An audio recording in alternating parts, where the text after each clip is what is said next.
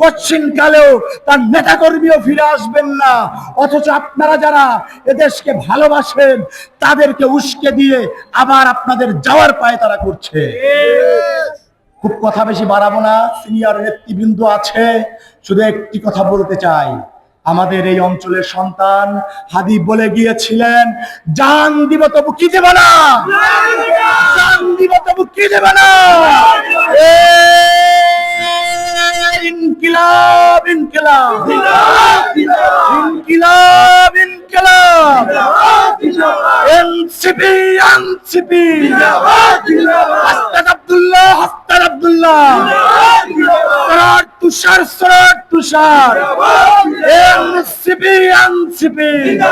ধন্যবাদ সবাইকে। সর্বশেষ একটি কথা বলি, আমি আপনাদের পিরোজপুর ৩ থেকে নির্বাচন করেছিলাম। সে নির্বাচনের ফলাফল কি হয়েছে সেটা আমার থেকে আপনারাই বেশি খবর রাখেন।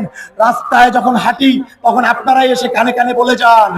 সেই ধারাবাহিকতায় আমি বলতে চাই, এই পিরোজপুরকে আধুনিক গঠনমূলক সন্ত্রাস মুক্ত মাদক মুক্ত একটি পিরোজপুর গড়ার জন্য আমরা এনসিপি থেকে এখানে মেয়র প্রার্থী ঘোষণা করেছি আমাদের মুন্না ভাইকে।